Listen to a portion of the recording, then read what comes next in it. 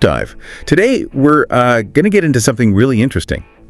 The Panchayat system in India. It's this local village governance structure. Yeah, it's fascinating, truly grassroots self-government. We've got the source material here, and the plan is to really unpack how a panchayat works. Yeah. It's all about this idea of Panchayati Raj, right? Empowering rural communities. Exactly. It's putting power, decision-making power, right where people live, giving them direct control over their villages. Okay, so let's start at the base level.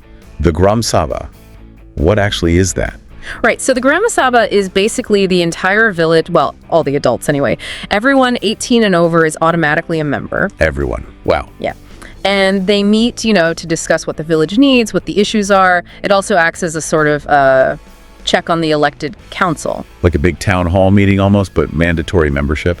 Kind of, yeah. It's the ultimate voice of the village, is where priorities get aired. Okay, so how does that connect to the Gram Panchayat? That's the elected part. Exactly. The Gram Panchayat is the elected body. Think of it as the village council. People vote for their representatives, the panchays. Okay. And they also elect a head, the sarpanch. And this council, they serve for 5 years. 5 years. And the sarpanch, what's their specific role? Sounds important. Oh, definitely. The sarpanch is the chairperson, basically. They preside over the panchayat meetings, make sure things get discussed, decisions are taken, and they're the main representative for the village when dealing with, say, higher levels of government. Right, the figurehead, but also the manager.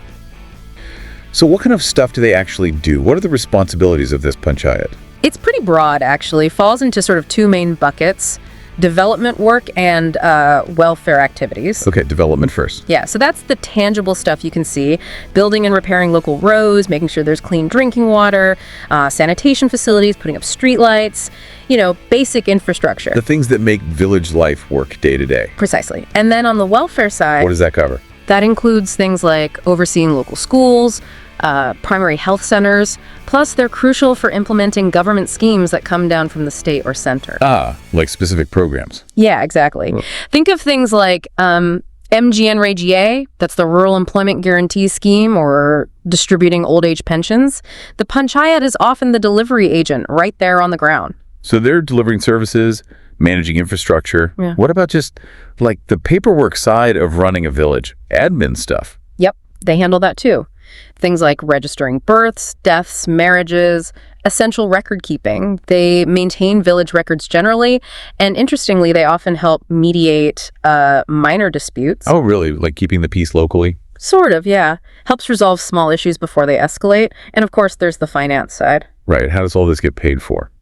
Well, they do collect some local taxes, maybe a small tax on houses or for water usage. Okay, local revenue. But a big chunk, often the main part, comes from funds allocated by the state and central governments, grants specifically for rural development. Got it. So how are decisions made within the panchayat? Does the sarpanch just decide? Oh, no, not at all. It's meant to be democratic. The Gram Panchayat holds regular meetings. The Panch discuss issues, proposals, projects. And they vote. Yes, decisions are usually made by majority vote among the elected members. And importantly, those Gram Sabha meetings we mentioned earlier, they're key for transparency. How so? While the Panchayat often presents proposals or reports on its work to the Gram Sabha, it's a way to inform everyone and get feedback, gather input from the village before finalizing decisions. So there's community input built in. It sounds like quite a layered system. It is. And for bigger projects, things maybe one village panchayat can't handle alone, they get support from higher tiers, the block and district level panchayats. There's coordination. Okay, interesting. So if we had to sum up the main point, the core function. I'd say it's a system of local democracy where elected representatives are directly responsible for meeting the village's needs. The whole point is bringing governance right down to the grassroots level. Making sure development and services actually reach the villages. Exactly that. So we've covered the Gram Sabha as the foundation, the elected Gram Panchayat with its sarpanch, their wide-ranging tasks from roads and water to schools and welfare schemes, plus admin and finance, all functioning through meetings, voting, and funding support. That's a pretty good summary. It really is about local people managing local affairs, a cornerstone of community participation. Right.